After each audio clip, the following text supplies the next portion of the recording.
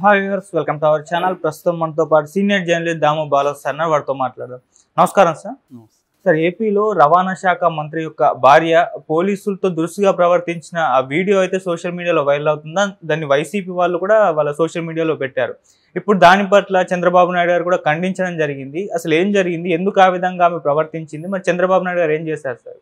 ఇది అంటే కొత్తదేం కాదు, కానీ తెలుగుదేశంలో పాపులర్గా అయింది కాబట్టి మనం చర్చించుకుంటున్నాం. ఆల్రెడీ తెలుగుదేశం రాకముందే లోకేషే పోలీస్ ఆఫీసర్లను బెదిరించడం, నేను ఎర్ర బుక్కలు రాసుకుంటున్నాను, మీ అంతు చూస్తానని చెప్పడం, ఇవన్నీ అప్పుడే జరిగాయి. సో ఏ ప్రభుత్వం ఉన్నా, నేను ఇప్పుడు పౌర హక్కుల సంఘంలో దాదాపు 88 ప్రాంతంలో పనిచేశాను. అప్పటి నుంచి నేను చూస్తున్నాను. సో పోలీసులు ఎలా ఉంటారంటే, వాళ్ళు ప్రజల మీద చాలా దురుసుగా ప్రవర్తిస్తుంటారు, కొట్టడం అన్నీ చేస్తుంటారు. అప్పటి నుంచి ఇప్పటి వరకు కూడా పెద్దగా ఏం మార్పు రాలేదు. అప్పుడంతా పౌర హక్కుల సంఘాలు ఎక్కువ దీని మీద పనిచేసేవి. సో ఇప్పటికీ అదే జరుగుతుంది. ఇప్పటికీ మనం చాలా మన ఛానల్లోనే చాలా పోలీసుల దౌర్జన్యాల గురించి చెప్పుకున్నాం. కాకపోతే ఇప్పుడు కొద్దిగా మీడియా పెరిగింది, ఎక్స్పోజర్ పెరిగింది. మేము అప్పుడు చేసేటప్పుడు అంత ఎక్స్పోజర్ లేదు. మేము వెళ్ళి ధర్నాలు అవి చేసి చేయడం తప్ప పెద్దగా లేదు. ఇప్పుడు ఏంటంటే మీడియాలో విపరీతంగా ఎక్స్పోజరు, వీడియోలు వచ్చేస్తున్నాయి, అవి వైరల్ అవుతున్నాయి, ఇది జరుగుతుంది తప్ప బేసిక్గా వాళ్ళల్లో మార్పు రాల. ఇప్పుడు కొత్త చట్టాలు వచ్చాయి, కానీ ఆ చట్టాల్లో ఇంకా పోలీసులకి ఎక్కువ పవర్స్ ఇచ్చేశారు. సో అందువల్ల ఏంటంటే రాజకీయ నాయకులు ఏం చేస్తారంటే, తమ ప్రయోజనాల కోసం పోలీసుల్ని ఇల్లీగల్గా వాడుకుంటారు. ఇల్లీగల్గా వాడుకోవడం వల్ల పోలీసులు ఏం చేస్తారంటే, ఈ మనల్ని వీళ్ళు ఇల్లీగల్గా వాడుకుంటున్నారు కాబట్టి వీళ్ళు మనం తప్పు చేసినా కూడా ఏం చేయలేరు అన్నట్టుగా వాళ్ళు ప్రజల మీద రెచ్చిపోతారు. సో ఈ ఓవరాల్గా సిస్టమ్ పైన చేంజ్ అయితే కానీ కింది చేంజ్ అవ్వదు. సో ఇది ఎప్పటికీ ఎవరు అధికారంలో ఉన్నా చేంజ్ కాదు. జగన్ని మొన్నటి వరకు తిట్టారు, ఇప్పుడు చంద్రబాబు వచ్చినాక ఏమన్నా డ్రాస్టిక్ మార్పులు వచ్చాయా? ఏం రాలేదు. డే 1 నుంచే ఇట్లా అచ్చెన్నాయుడు ఉద్యోగుల్ని బెదిరించలేదా డైరెక్ట్గా? అప్పుడు చంద్రబాబు ఎందుకు అచ్చెన్నాయుడిని కంట్రోల్ చేయలేదు? ఓపెన్గా చెప్పాలి కదా, అచ్చెన్నాయుడు బాబు నువ్వు వాళ్ళ అధికారులు ఉండేది తెలుగుదేశం వాళ్ళ కోసం కాదు, మొత్తం ప్రజల కోసం. తెలుగుదేశం వాళ్ళు బిల్ల పెట్టుకొని వెళ్ళండి, మీరు అక్కడ వెళ్ళగానే వాళ్ళని కూర్చోబెట్టి టీ ఇచ్చి మీ పనులు చేస్తారు, పనులు చేయకపోతే వాళ్ళకి ఏం జరుగుతుందో చెప్పక్కర్లేదు అంటే అంత బెదిరించాల్సిన అవసరం ఉంది ఉద్యోగుల్ని. సో క్లియర్గా ఏంటంటే బెదిరింపులు రాజకీయాలకి మంత్రులే దిగినప్పుడు మంత్రుల భార్యలు ఎందుకు దిగరు? కాబట్టి ఇది అప్పుడు అదేదో అంటారు కదా, మొదట్లో ఖండించకపోతే అడ్డాల నాడు ఖండించకపోతే గడ్డాల నాడు ఖండించలేమని. సో చిన్నప్పుడే నువ్వు ఖండించాలి. డే 1లోనే చంద్రబాబు పని చేయాలి. చంద్రబాబు ఆ పని చేయలేదు. So Pawan Kalyan deputy CM ఆయన కూడా చేయలేదు. ఆ తర్వాత అయ్యన్న పాత్రుడు ఇంక బండబూతులు తిట్టాడు, ఆయనకేమో స్పీకర్ ఇచ్చాడు చంద్రబాబు. సో అక్కడే సిగ్నల్ వెళ్ళిపోయింది కదా జనాలకి. అంటే నువ్వు ఎంత గట్టిగా అధికారుల మీద బూతులు తిట్టినా నీకు పదవులు వస్తాయి. ఆల్రెడీ లోకేష్ గతంలో కూడా చెప్పారు కదా, మీరు ఎన్ని కేసులు పెట్టుకుంటే మీకు అంత పదవులు ఇస్తానన్నాడు. కాబట్టి క్లియర్గా తెలుగుదేశం ఏ రకమైన డిఫరెన్స్ చూపించట్లేదు. అంతకుముందు జగన్ ప్రభుత్వం ఎలాగునిందో తెలుగుదేశం ఇంకా స్ట్రాంగ్గా ఉంటుంది. ఎందుకంటే వీళ్ళ ఆర్గనైజేషన్ జగన్తో పోలిస్తే జగన్ పార్టీతో వీళ్ళది మోర్ ఆర్గనైజ్డ్ పార్టీ తెలుగుదేశం.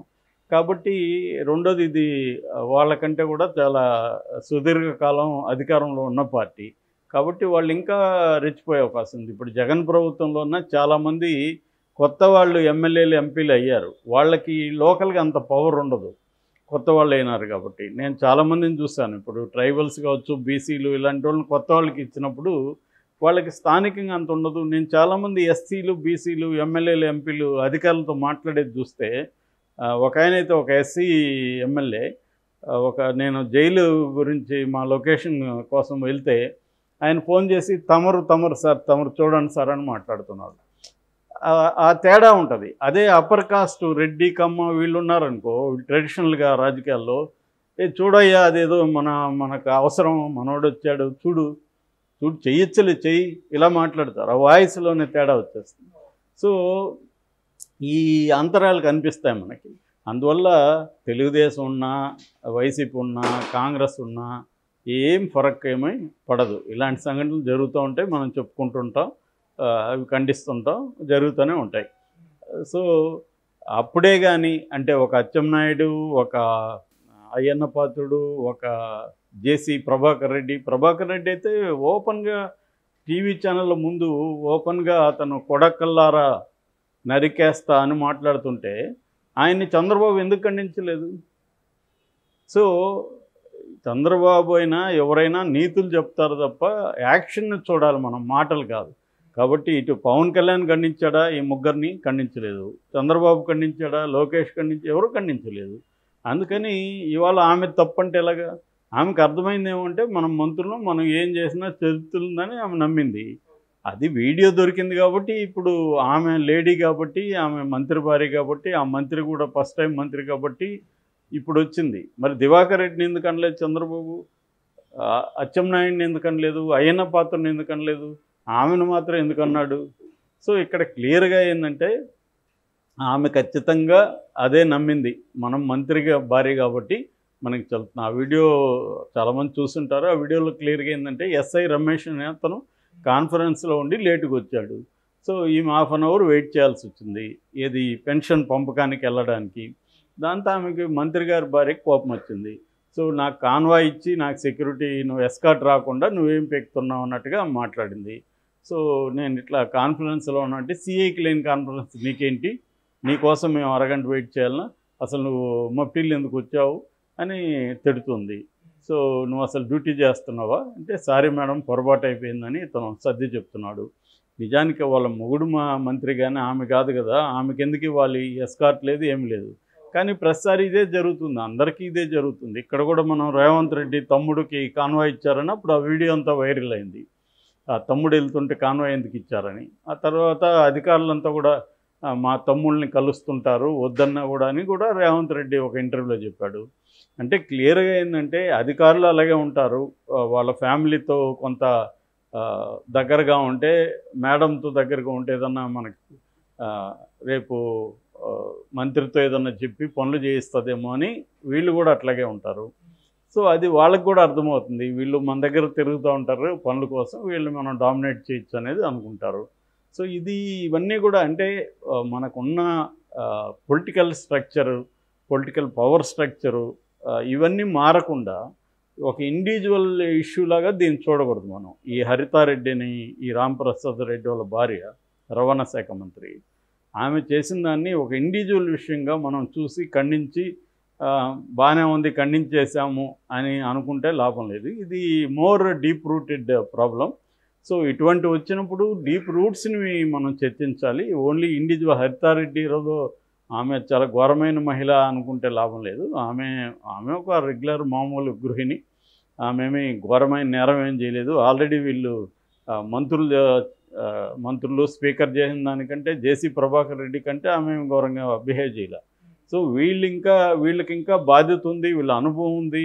ఇప్పుడు ఆయన అయ్యన్న పాత్రుడు ఎన్నిసార్లు సీనియర్, ఆయన అచ్చెన్నాయుడు సీనియరు, పార్టీ అధ్యక్షుడు, జేసీ ప్రభాకర్ రెడ్డి ఎప్పటి నుంచో ఉన్నాడు. వీళ్ళకి తెలీదా వీళ్ళు ఎందుకు మాట్లాడుతున్నారు అంటే? ఎంత వాళ్ళకి మన ఏం మాట్లాడినా చెల్లుతుందనే అహంకారం లేకపోతే కెమెరాల ముందు అలా మాట్లాడుతున్నా కూడా ఏం చేశాడు చంద్రబాబు? ఏం చేయలేకపోయాడు కదా. ఇప్పుడు మంత్రి కాబట్టి, ఆ కొత్త అతను కాబట్టి అతనికి ఫోన్ చేసి వివరణ అడిగాడని చెప్తున్నారు. వివరణ అడిగి సరిపోదు కదా, కనీసం ఆ ఎస్ఐకి సారీ చెప్పించి ఉండాలి కదా ఆయన చంద్రబాబు. ఆమె దగ్గర ఆ ఎస్ఐకి సారీ బహిరంగంగా చెప్పించుంటే కనీసం వీటి సిగ్నల్ వెళ్ళేది జనంలో, వాళ్ళ నాయకుల్లోకి. అది కాకుండా ఏం జరిగింది మహా అంటే వివరణ ఇచ్చుకున్నారు అంతే కదా అన్నట్టుగా ఉంది. సో నేను ముందు నుంచి చెప్తున్నా, ఏ పొలిటికల్ పార్టీలకి తేడా ఏం లేదు. పొలిటికల్ పార్టీలు ముఖాలు మారుతుంటాయి తప్ప బేసిక్ ఎసెన్స్లో ఒకటే. అది ఓవరాల్గా మనకి అధికార ఈ నిర్మాణం ఏదైతే ఉందో, ఈ సిస్టమ్ ఏదైతే ఉందో దాన్ని మార్చడం మీద ఫోకస్ చేయాలి తప్ప ఇండివిజువల్స్ని టార్గెట్ చేసి మనం ఇలాగా అంటే కుదరదు. మామూలుగా రెడ్డి కమ్మ ఈ ట్రెడిషనల్గా ఉండే బలమైన అగ్రకుల అహంకారం అనేది ఖచ్చితంగా పనిచేస్తుంది. అందుకనే మనకి ఎక్కువగా ఎస్సీలు బీసీల నుంచి రాజకీయాల్లోకి ఎక్కువ తీసుకురావాలి. సో దానివల్ల ఏమవుతుందంటే కొంత తేడా కనబడుతుంది వాళ్ళ రావడం వల్ల. ఎప్పుడైనా నీకు స్ట్రాంగ్ బేస్ ఉండేవాళ్ళు రాజకీయాల్లోకి వస్తే వాళ్ళకి ఆ బలుపు అనేది ఖచ్చితంగా ఉంటుంది. ఇది చంద్రబాబు బిగినింగ్లోని ఖండించుంటే సిగ్నల్స్ వెళ్ళేవి. ఇప్పుడు కూడా ఆమె ఏమనుకుంటుంది, నువ్వేమన్నా అయ్యన్న పాత్రని ఖండించావా, అచ్చెన్నాయుడిని ఖండించావా, ప్రభాకర్ రెడ్డిని ఖండించావా, నన్ను మాత్రం ఎందుకు ఖండిస్తున్నావు, కన్విన్స్ కాదు కదా ఆమె. అవును. సో ఇదే బేసిక్ ప్రాబ్లం అక్కడ ఉంది.